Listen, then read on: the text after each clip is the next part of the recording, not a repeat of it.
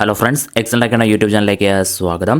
അപ്പോൾ എന്താണ് SCERT പാഠപുസ്തകങ്ങൾ സാമൂഹ്യശാസ്ത്രം പുസ്തകത്തിലൂടെ മൂന്നാമത്തെ ക്ലാസ്സാണ് എടുത്തിരിക്കുന്നത്. 8ാം ക്ലാസ്സിലെ 6ാമത്തെ പാഠമാണ് ഭൂപടങ്ങൾ വായിക്കാം എന്നുള്ളത്. അപ്പോൾ ഇതിലെ വിശദമായ കാര്യങ്ങളാണ് പാഠപുസ്തകം വളരെ വിശദമായി പരിചയപ്പെടുത്തി പോവുകയാണ് ചെയ്യുന്നത്.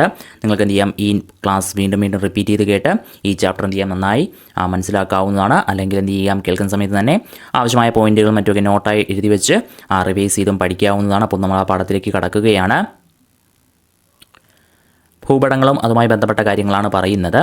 അപ്പോൾ അതിലാദ്യം നമ്മൾ പഠിക്കുന്നത് കുറച്ചധികം ഭൂപടങ്ങൾ തന്നിട്ടുണ്ട്. രാഷ്ട്രീയ ഭൂപടം, സൈനിക ഭൂപടം, ചരിത്ര ഭൂപടം, ജ്യോതിശാസ്ത്ര ഭൂപടം, ഭൂവിനിയോഗ ഭൂപടം, ദിനാവസ്ഥ ഭൂപടം എന്നിങ്ങനെ. ഇവ ഓരോന്നിനും എന്തിനെല്ലാം ഉപയോഗിക്കുന്നു എന്നുള്ളതാണ്. അപ്പോൾ ഭൂവിനിയോഗം മനസ്സിലാക്കുന്നതിന് ഭൂവിനിയോഗ ഭൂപടം ആണ് ഉപയോഗിക്കുന്നത്. വാനനിരീക്ഷണത്തിന് ഉപയോഗിക്കുന്നത് ജ്യോതിശാസ്ത്ര ഭൂപടമാണ്. കാലാവസ്ഥാ പഠനങ്ങൾക്കായി ഉപയോഗിക്കുന്നതാണ് ദിനാന്തരീക്ഷാവസ്ഥാ ഭൂപടം. കാലാവസ്ഥാ പഠനമാണ് അത്. അതുപോലെ സൈനിക ആവശ്യങ്ങൾക്കായിട്ട് ഉപയോഗിക്കുന്നത് എന്ത് തന്നെയാണ്, സൈനിക ഭൂപടം തന്നെയാണ്. ഇനി അതുപോലെ രാജ്യാതിർത്തികൾ മനസ്സിലാക്കുന്നതിന് ഉപയോഗിക്കുന്നത് രാഷ്ട്രീയ ഭൂപടമാണ്. ഇനി ചരിത്രം മനസ്സിലാക്കുന്നതിന് ഉപയോഗിക്കുന്നതാണ് ചരിത്ര ഭൂപടം. ചരിത്രം മനസ്സിലാക്കാൻ ചരിത്ര പഠനത്തിനായിട്ട് ഉപയോഗിക്കുന്നു ചരിത്ര ഭൂപടം. അപ്പോൾ ഇങ്ങനെ എന്താണ് പലതരം ഭൂപടങ്ങൾ ഓരോരോ ആവശ്യങ്ങൾക്കായിട്ട് ഉപയോഗിക്കുന്നുണ്ട്. അപ്പോൾ നമുക്കറിയാവുന്ന ഭൂപടങ്ങൾ എന്തൊക്കെയാണെന്നുള്ളതൊക്കെയാണ്, അതൊന്നും നോക്കേണ്ട ആവശ്യമില്ല. ഇവിടെ രണ്ട് കാര്യം തന്നിട്ടുണ്ട്. കേരളം മണ്ണിനങ്ങൾ, കേരളം ഭൂപ്രകൃതി എന്ന് പറഞ്ഞിട്ട് രണ്ട് ഭൂപടങ്ങൾ തന്നിട്ടുണ്ട്. അപ്പോൾ നോക്കുക, ഒരു ഭൂപടത്തിൽ തന്നെ വിവിധ ആവശ്യങ്ങൾക്കായുള്ള വിവരങ്ങൾ ഉൾപ്പെടുത്തിയാൽ ആ ഭൂപടം ഏറെ ആശയക്കുഴപ്പങ്ങൾക്കും അവ്യക്തതകൾക്കും കാരണമാകും. അതിനാലാണ് വ്യത്യസ്തങ്ങളായ വിവരങ്ങൾ വിവിധ ഭൂപടങ്ങളിലായി ചിത്രീകരിക്കുന്നത്. ഇത്തരത്തിൽ പ്രത്യേക വിഷയങ്ങൾ പ്രതിപാദിക്കുന്ന ഭൂപടങ്ങളെ തീമാറ്റിക് ഭൂപടങ്ങൾ എന്നാണ് അറിയപ്പെടുന്നത്. അപ്പോൾ ഭൂപടങ്ങളുടെ ആദ്യം പറയുന്ന ഒരു ഡെഫിനേഷൻ എന്ന് പറയുന്നത് തീമാറ്റിക് ഭൂപടങ്ങൾ എന്നാൽ എന്ത് എന്നുള്ളതാണ്. വേറൊന്നുമല്ല, എന്താണ് പ്രത്യേക വിഷയങ്ങൾ പ്രതിപാദിക്കുന്ന ഭൂപടങ്ങൾ. അപ്പോൾ ഓരോ ഭൂപടത്തെയും അടിസ്ഥാനമാക്കി ഓരോ ഭൂപടവും പ്രത്യേക ഒരു വിഷയത്തെ അടിസ്ഥാനമാക്കിയാണ് ചെയ്യുന്നത്. അപ്പോൾ അത്തരത്തിൽ ചെയ്യുന്ന ഭൂപടങ്ങളെയാണ് എന്ത് ചെയ്യുന്നത്, തീമാറ്റിക് ഭൂപടങ്ങൾ എന്ന് പറയുന്നത്. അടുത്ത് ചെയ്യുന്നതെന്ന് പറയുന്നത് ഭൂപടങ്ങളെ തരംതിരിക്കാം എന്നുള്ളതാണ്. എങ്ങനെയാണ് ഭൂപടങ്ങളെ തരംതിരിച്ചിരിക്കുന്നത് എന്നാണ്. ഭൂമിയിലെ പ്രകൃതിദത്തവും മനുഷ്യനിർമ്മിതവുമായ വിവിധ സവിശേഷതകളെ പലതരം നിരീക്ഷണങ്ങൾക്കും വിശകലനങ്ങൾക്കുമായി രേഖപ്പെടുത്തി സൂക്ഷിക്കാറുണ്ട്.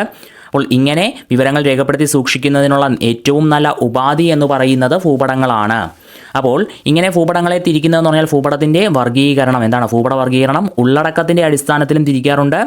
അതുപോലെ ഭൂപടത്തിൻ്റെ വർഗീകരണം തോതിൻ്റെ അടിസ്ഥാനത്തിലെന്ന് പറഞ്ഞ് രണ്ടായിട്ടാണ് നമ്മളിവിടെ പറയുന്നത്. അപ്പോൾ അതിൽ ആദ്യം നമ്മൾ പഠിക്കുന്നത് ഭൂപട വർഗീകരണം ഉള്ളടക്കത്തിൻ്റെ അടിസ്ഥാനത്തിൽ എന്നുള്ളതാണ്. അങ്ങനെ ഉള്ളടക്കത്തിൻ്റെ അടിസ്ഥാനത്തിൽ ഭൂപടങ്ങളെ രണ്ടായിട്ടാണ് പൊതുവെ തിരിക്കുന്നത്. അവയാണ് ഭൗതിക ഭൂപടം അല്ലെങ്കിൽ ഫിസിക്കൽ മാപ്പ്, സാംസ്കാരിക ഭൂപടങ്ങൾ അല്ലെങ്കിൽ കൾച്ചറൽ മാപ്സ്. അപ്പോൾ ഇനി ഇവ ഏതൊക്കെയാണ്, എന്തൊക്കെയാണ് അതിൻ്റെ പ്രത്യേകതകൾ എന്നുള്ള കാര്യങ്ങളാണ് പറയുന്നത്. വളരെ കൃത്യമായി നോക്കുക.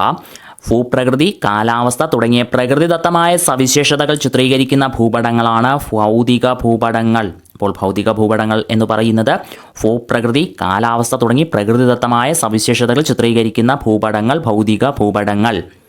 കൃഷി, വ്യവസായം, രാഷ്ട്രീയ അതിർത്തികൾ മുതലായ മനുഷ്യനിർമ്മിതമായ സവിശേഷതകൾ ചിത്രീകരിക്കുന്ന ഭൂപടങ്ങളാണ് സാംസ്കാരിക ഭൂപടങ്ങൾ.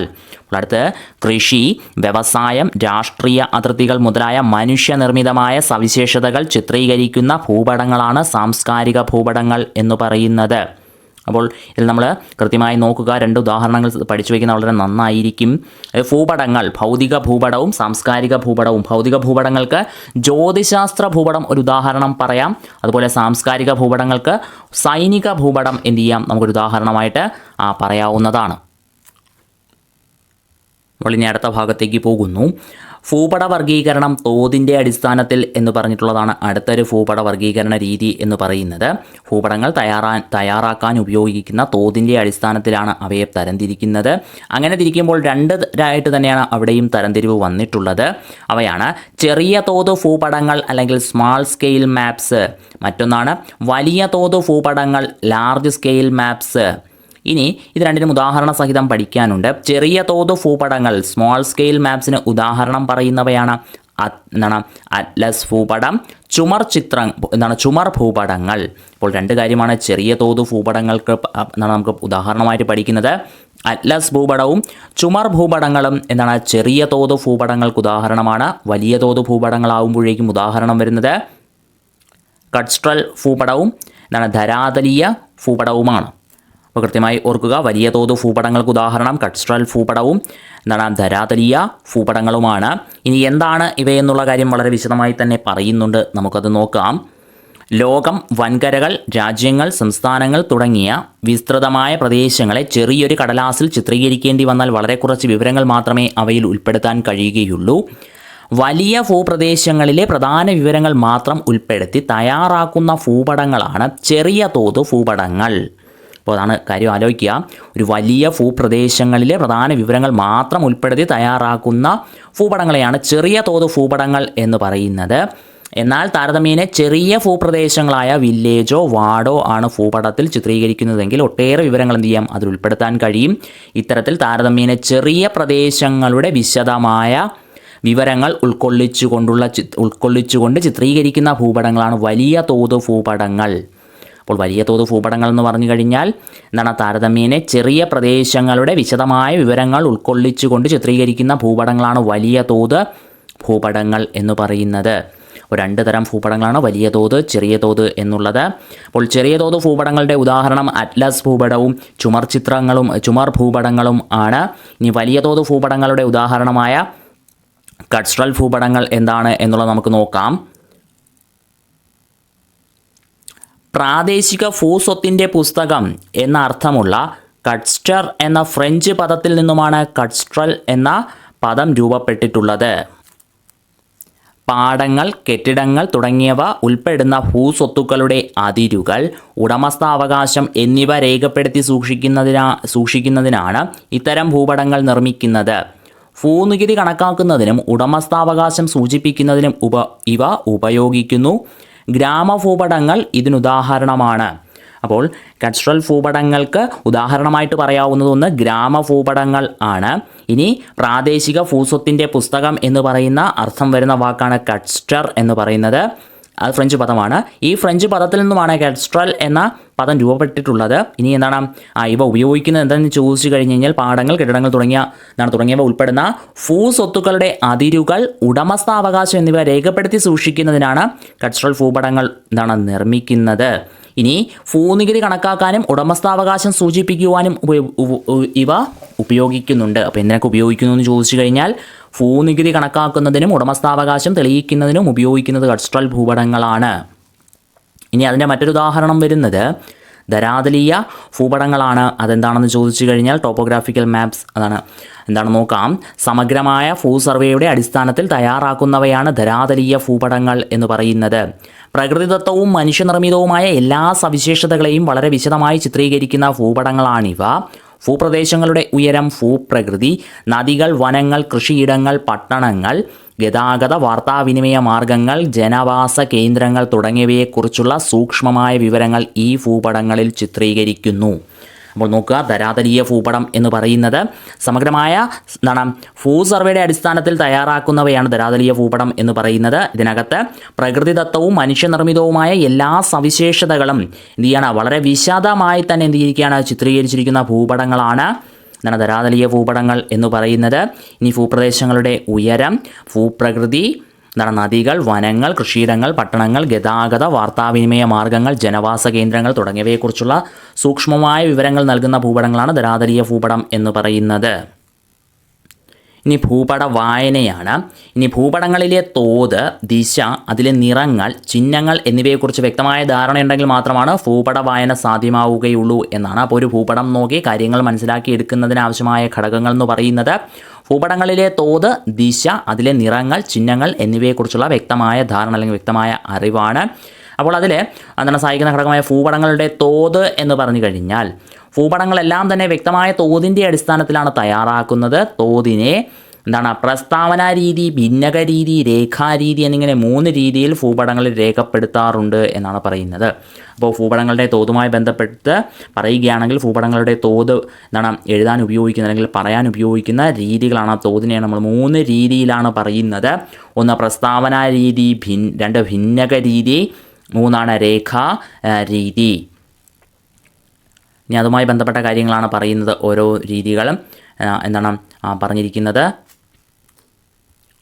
ജസ്റ്റ് ഒന്ന് വായിച്ചു പോകുന്നതേ ഉള്ളൂ. ഭൂപടത്തിൽ നൽകിയിരിക്കുന്നത്, അതായത് എന്താണ് ഭൂപടത്തിൽ നൽകിയിട്ടുള്ള ഏത് രീതിയിലാണ് തോതെന്ന് നമുക്ക് അനായാസം മനസ്സിലാക്കാൻ കഴിയും. എന്നാൽ ഇവിടെ ഒരു ഭൂപടം തന്നിട്ടുണ്ട്. എന്താണ് 1 സെൻറ്റിമീറ്ററിന് 5 കിലോമീറ്റർ എന്നുള്ള രീതിയിലാണ് അവിടെ തന്നിരിക്കുന്നതാണ് പ്രസ്താവനാ രീതി എന്ന് പറയുന്നത്. അതായത് ഭൂപടങ്ങളിലെ ഓരോ സെൻറ്റിമീറ്ററും ഭൂമിയിലെ 5 കിലോമീറ്റർ എന്നത് ഇതിലൂടെ പെട്ടെന്ന് മനസ്സിലാക്കാം. സാധാരണക്കാർക്ക് പോലും എളുപ്പത്തിൽ മനസ്സിലാക്കാവുന്നതാണ് പ്രസ്താവനാ രീതിയുടെ മെച്ചം എന്ന് പറയുന്നത്. ഇനി മറ്റ് രീതികൾ രേഖപ്പെടുത്തുന്നതിൻ്റെ ആവശ്യകത എന്താണെന്ന് ചോദിച്ചാൽ ഇതിനകത്ത് ഭിന്നക രീതി എന്ന് പറയുന്നത് എന്താണ് വിവിധ രാജ്യങ്ങളിൽ ദൂരം അളക്കാൻ ഉപയോഗിക്കുന്ന യൂണിറ്റുകൾ എന്താണ് വ്യത്യസ്തമാണ്. ഇന്ത്യയിൽ സെൻറ്റിമീറ്റർ, മീറ്റർ, കിലോമീറ്റർ തുടങ്ങിയ യൂണിറ്റുകളാണെങ്കിൽ യൂറോപ്യൻ രാജ്യങ്ങളിൽ ഇഞ്ച്, മൈൽ, ഫർലോങ് തുടങ്ങിയ യൂണിറ്റുകളാണ് പ്രചാരത്തിലുള്ളത്. ഇന്ത്യയിലെ യൂണിറ്റുകൾ അടിസ്ഥാനമാക്കി തയ്യാറാക്കിയ തോത് മറ്റ് രാജ്യക്കാർക്ക് എന്താണ് വിശകലനം ചെയ്യാൻ കഴിയില്ല. ഈ ബുദ്ധിമുട്ട് ഒഴിവാക്കാനാണ് ഭിന്നക രീതിയിൽ തോത് തയ്യാറാക്കുന്നത്. അതായത് ഭൂപടത്തിലെ ദൂരവും ഭൂമിയിലെ ദൂരവും തമ്മിലുള്ള ആനുപാതിക അകലത്തെ സൂചിപ്പിക്കുന്നതാണ് ഭിന്നക രീതി. ഉദാഹരണത്തിന് 1 സെൻറ്റിമീറ്റർ 5 കിലോമീറ്ററിനെ കാണിക്കുന്നു എന്ന പ്രസ്താവന രീതിക്ക് പകരം 1:5 ലക്ഷം എന്ന് ഭിന്നക രീതിയിൽ രേഖപ്പെടുത്താം. അപ്പം ഓരോ രാജ്യത്തും നിലവിലെ യൂണിറ്റുകളുടെ അടിസ്ഥാനത്തിൽ ഈ ആനുപാതിക അകലത്തെ വായിച്ചെടുക്കാം. എന്താണ് നമുക്കിതിനെ 1 സെൻറ്റിമീറ്റർ 5 ലക്ഷം സെൻറ്റിമീറ്റർ എന്ന് കാണിക്കുന്നു എന്ന് വായിക്കുമ്പോൾ യൂറോപ്പുകാർ ഇതിനെ 1 ഇഞ്ച് 5 ലക്ഷം ഇഞ്ചായി കാണിക്കുന്നു എന്ന് വായിക്കുന്നു. അപ്പോൾ ഇതാണ് ഭിന്നക രീതി എന്ന് പറയുന്നത്. ഇനി അതുമായി ബന്ധപ്പെട്ടൊരു ബോക്സ് കൂടി കൊടുത്ത് നമുക്ക് അതും കൂടി ഒന്ന് നോക്കിയിട്ട് വേണം പോകാൻ. ബ്രിട്ടീഷുകാർ ദൂരം അളക്കാൻ ഉപയോഗിക്കുന്ന യൂണിറ്റുകളാണ് ഇഞ്ച്, ഫർലോങ്, മൈൽ എന്നിവ. ബ്രിട്ടീഷ് സിസ്റ്റം എന്നാണ് ഇതറിയപ്പെടുന്നത്. സ്വാതന്ത്ര്യം കിട്ടുന്നതുവരെ ഇന്ത്യയിലും ഈ യൂണിറ്റാണ് ഉപയോഗിച്ചിരുന്നത്. അക്കാലത്ത് വിദ്യാഭ്യാസം നേടിയ തലമുറയും ഈ യൂണിറ്റുകളാണ് പഠിച്ചത്. ബ്രിട്ടീഷുകാർ ഇവിടം വിട്ടതോടെ നമ്മുടെ രാജ്യം മെട്രിക് സിസ്റ്റം യൂണിറ്റുകൾ പ്രചാരത്തിലായി. ഇപ്രകാരം സെൻറ്റിമീറ്റർ, മീറ്റർ, കിലോമീറ്റർ എന്നിങ്ങനെയായി ദൂരങ്ങൾ അളക്കുന്ന യൂണിറ്റുകൾ എന്നുള്ളത്. അപ്പോൾ കൃത്യമായി നോക്കുക, ബ്രിട്ടീഷ് യൂണിറ്റും അല്ലെങ്കിൽ ബ്രിട്ടീഷ് സിസ്റ്റവും അതുപോലെ നമ്മുടെ മെട്രിക് സിസ്റ്റമാണ് നമ്മളിപ്പോൾ നിലവിൽ നേരത്തെ ഉണ്ടായിരുന്ന ബ്രിട്ടീഷ് സിസ്റ്റമായിരുന്നു. അപ്പോൾ അത് എന്തടിസ്ഥാനമാക്കിയിട്ടായിരുന്നു, ഇപ്പോഴത്തെ അടിസ്ഥാനം എന്താണെന്നുള്ള കാര്യം മാറിയിട്ടുണ്ട്. ഇനി രേഖാരീതി എന്ന് പറയുന്നതാണ് അടുത്ത 3ാമത്തെ ഒരു രീതി എന്ന് പറയുന്നത്.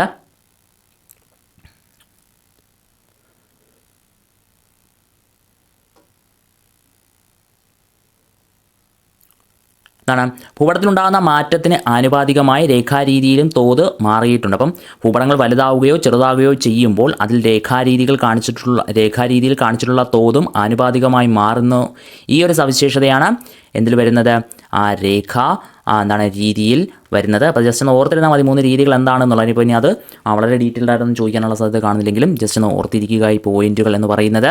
ഇനി ദൂരം അളക്കുന്നതിനുള്ള ആ രീതി എന്ന് പറഞ്ഞ് ദൂരം അളക്കാം എന്ന് പറഞ്ഞിട്ട് ഉള്ളൊരു ബോക്സാണ്. അപ്പോൾ അതിൽ നോക്കേണ്ടത് ഇന്ത്യയെ അളന്ന സർവേയർമാർ എന്ന് പറയുന്ന ഒരു ബോക്സ് ഉണ്ട്. അപ്പോൾ അതാണ് നമ്മൾ വളരെ കൃത്യമായി എന്ത് ചെയ്യേണ്ടത്, പഠിക്കേണ്ടത് അല്ലെങ്കിൽ ഓർത്തിരിക്കേണ്ട കാര്യം. നമുക്ക് ആ ബോക്സിലേക്ക് നോക്കാം. പഴയ കാലത്തെ ഓരോ ഭൂപട നിർമ്മാണത്തിനും നിരവധിയായ മനുഷ്യരുടെ അധ്വാനത്തിൻ്റെയും ത്യാഗത്തിൻ്റെയും കഥ പറയാനുണ്ട്.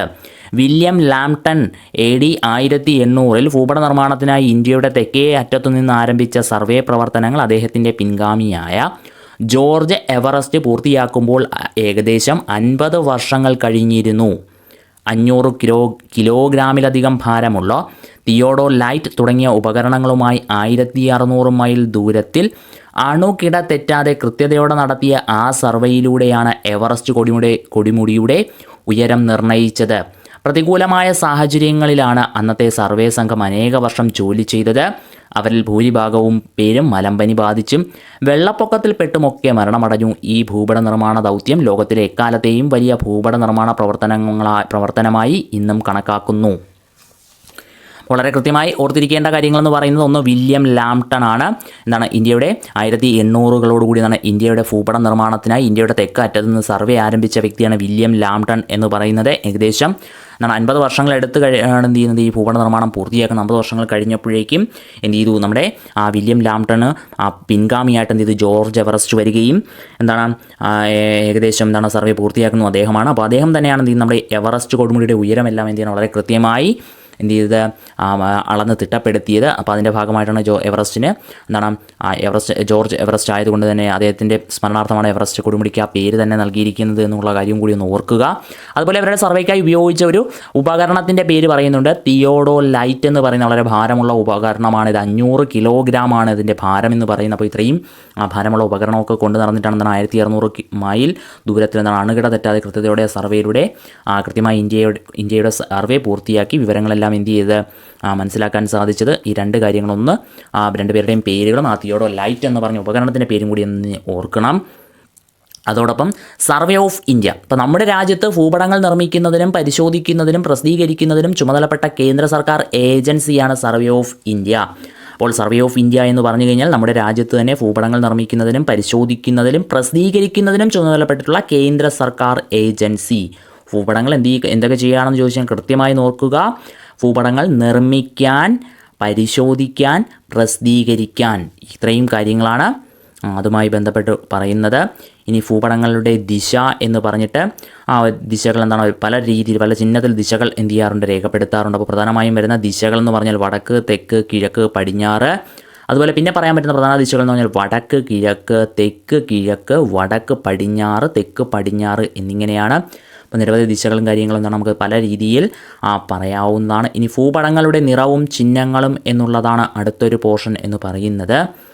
അപ്പോൾ ഈ 3 ഭൂപടങ്ങൾ 3 പടങ്ങൾ എന്താണ് ചിത്രങ്ങൾ, ഈ 3 ചിത്രങ്ങളും ഒരേ കാര്യങ്ങൾ കൊടുത്തപ്പോൾ എന്താണ് ഒരേ ഡീറ്റെയിൽസ് കൊടുത്താണ് വരച്ചിട്ടുള്ള ചിത്രങ്ങൾ. അപ്പോൾ 3 രീതിയിലും 3 ചിഹ്നങ്ങൾ 3 കാര്യങ്ങളാണ് പല രീതിയിലാണ് എന്തിരിക്കുന്നത് വരച്ചിരിക്കുന്നത്. അപ്പോൾ അതിന് ബന്ധപ്പെട്ട് പറയേണ്ട കാര്യങ്ങളെന്ന് പറയുന്നത് വിവരണങ്ങളിലെ സവിശേഷതകൾ ചിത്രീകരിച്ചപ്പോൾ 3 ആൾക്കാരും വ്യത്യസ്തമായ നിറങ്ങളും അടയാളങ്ങളുമാണ് എല്ലാത്തിനും ഉപയോഗിച്ചത്.